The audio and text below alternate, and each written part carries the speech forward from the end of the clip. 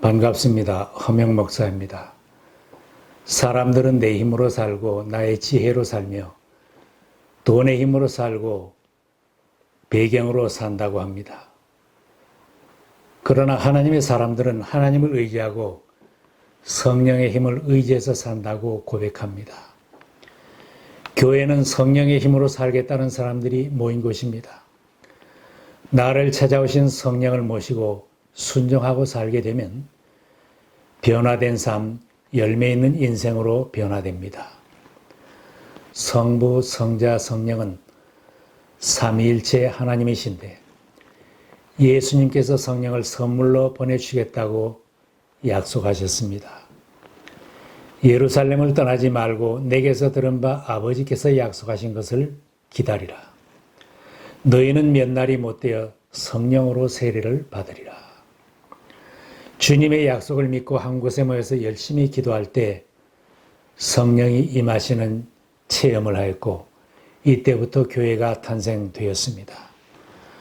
하나님의 신에 감동된 사람들은 예수님에 대한 믿음을 가지게 됩니다. 처음 교회는 성령을 받고 성령의 인도를 따라 사는 사람들이 모였습니다.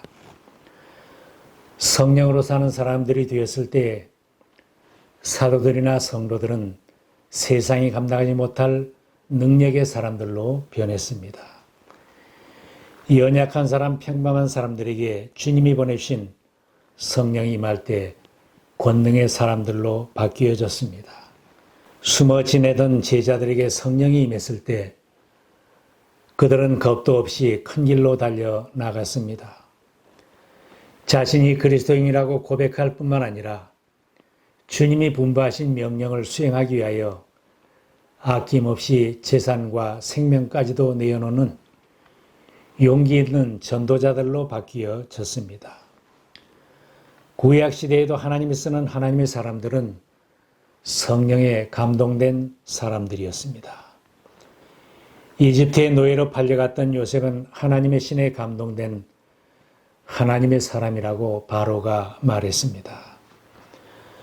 바로가 그 신하들에게 이르되 이와 같이 하나님의 신이 감동한 사람을 우리가 어찌 얻을 수 있으리요. 하나님의 신에 감동된 요셉은 모든 고난을 이기고 승리하는 인생을 살았습니다. 요셉이 하나님의 신에 감동되었더니 가족을 살리고 정치를 잘하여 백성을 살리는 능력 있는 하나님의 사람이 된 것입니다. 성령이 임하시면 평범한 사람, 무능한 사람도 특별한 사람으로 만들어서 하나님의 일을 하게 하십니다.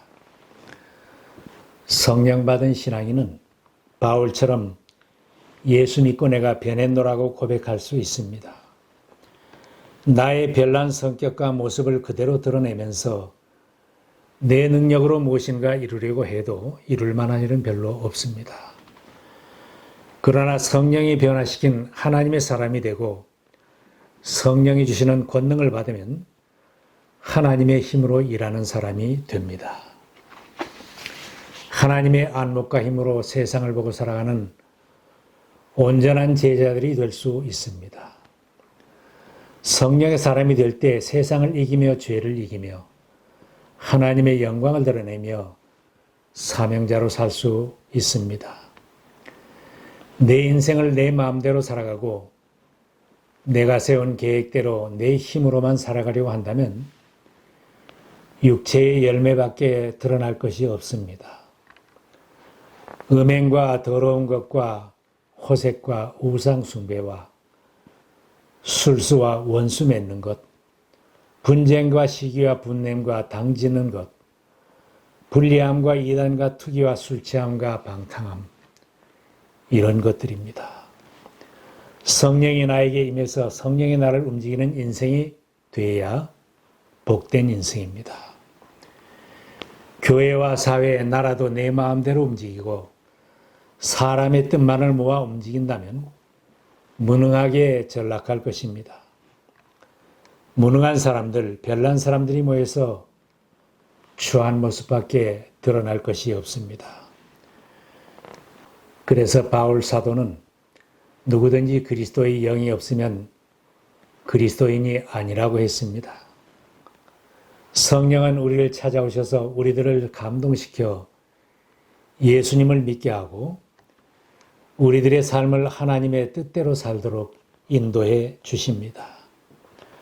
하나님이 신이 우리를 찾아오시고 우리를 인도하실 때 성령의 인도를 따라 순종하게 되면 성령으로 충만하게 되고 능력받은 일꾼들로 섬길 수 있고 성령의 열매가 맺혀지게 되는 것입니다. 그래서 바울도 거듭 권합니다. 성령의 충만함을 받으십시오.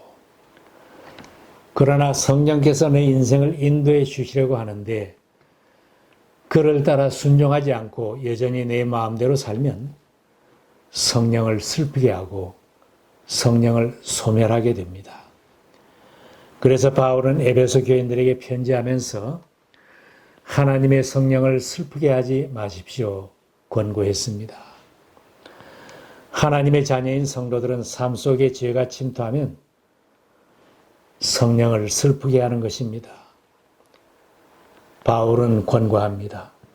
모든 악독과 격정과 분노와 소란과 욕설은 모든 악의와 함께 내버리십시오.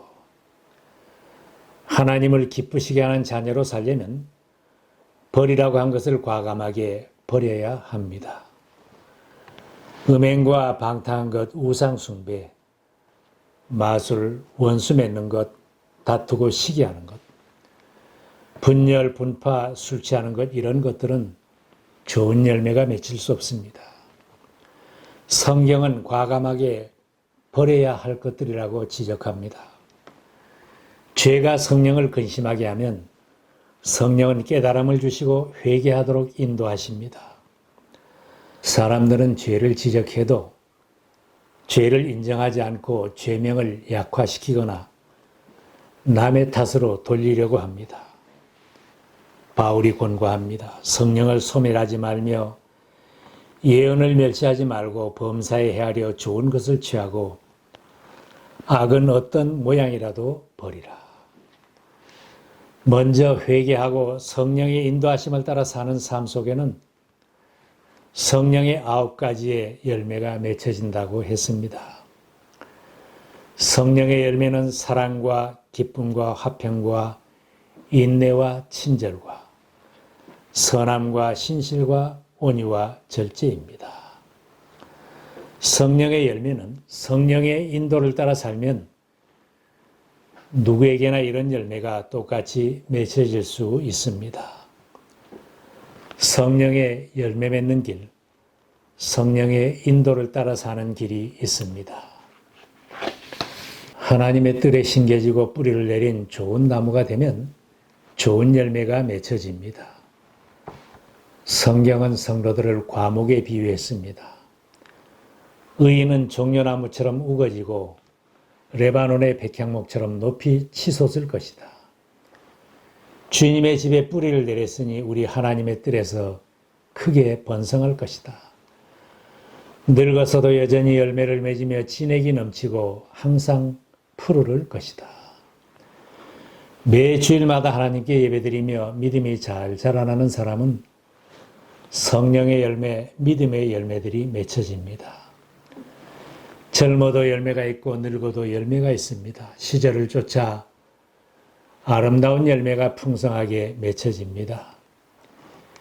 시편 1편에 복이 있는 사람은 악한 길, 죄인의 길로 가지 않고 여호와의 율법을 즐거워하며 주야로 묵상하는 자라고 했습니다.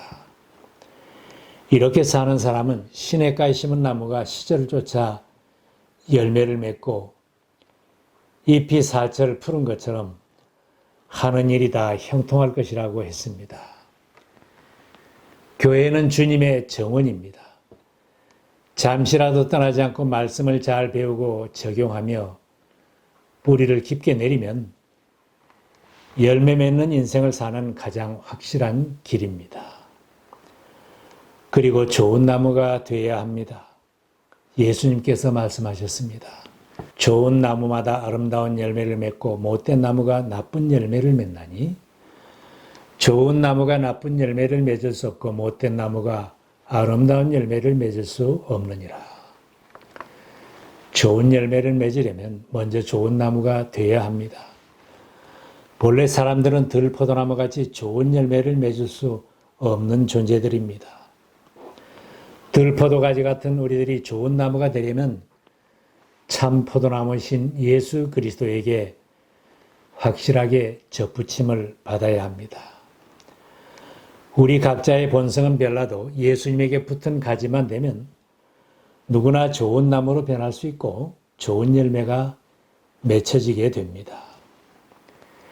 예수님에게 붙어 있지 않으면 금방 마른 가지 죽은 신앙으로 변하게 됩니다. 교회에서 말씀 받으며 그 말씀 따라 사는 성도는 참 포도나무요 성령의 사람이요 좋은 열매를 맺는 하나님의 자녀들입니다. 날마다 육체의 욕심과 그 행실을 죽이며 성령의 인도에 순종하며 살아야 합니다. 회개하고 신앙을 가짐으로 새 생활은 시작되었지만 우리 속에 부패한 인간성이 여전히 남아 있습니다. 우리가 육신을 가졌기 때문에 성령을 거스르고 육체의 욕심대로 살려고 하는 성향이 자꾸 나타납니다. 바울이 권면하는 대로 우리는 육체의 욕심과 육체의 일과 부단히 싸워서 이기는 생활을 해야 합니다. 바울은 그리스도 예수의 사람들은 육체와 함께 그 정과 욕심을 십자가에 못 박으라고 했습니다. 우리의 삶도 육체의 욕심을 죽이면 하나님이 기뻐하시는 삶을 살 수 있습니다. 여러분이 육신을 따라 살면 죽을 것입니다. 그러나 여러분이 성령으로 몸의 행실을 죽이면 살 것입니다. 바울 자신도 자기 몸을 쳐서 복종함으로 성령을 따라 살 수 있었다고 했습니다. 나무를 베어 넘겨도 그루터기에는 싹이 자라납니다. 우리의 옛날의 삶의 그루터기에도 끊임없이 악한 것들이 자라나옵니다. 자라나는 악한 것들을 부단히 끊어버릴 때 열매 맺는 참 포도나무가 될 수 있습니다. 말씀을 받고 기도할 때 악한 싹을 끊어낼 수 있습니다. 기도 생활을 통하여 하나님의 인도하심을 받고 순종할 때 성령께서 열매 있는 인생이 되게 하십니다. 보다 적극적으로 성령 충만을 사모하며 성령 충만한 인생을 살겠다는 노력이 있어야 합니다. 성령 충만한 삶을 사모하며 성령 충만한 열매를 사모하는 사람은 하나님께서 나에게 어떤 말씀을 주시는지 어떻게 인도하시는지 그 말씀을 들으려고 합니다. 우리의 심령이 언제나 성령으로 충만하게 되면 육체를 쫓아 살던 모습은 저절로 사라지게 되고 내 인생에 더 풍요로운 열매들이 맺혀집니다.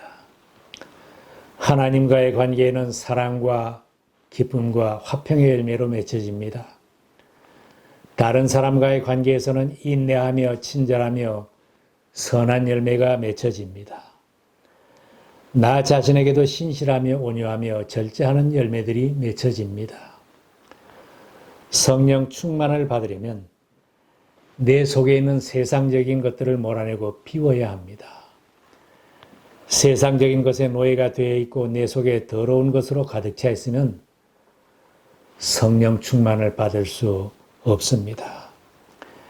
내 속에서 모든 더러운 것을 몰아내면 내 영혼의 빈자리가 성령으로 채워질 수 있습니다.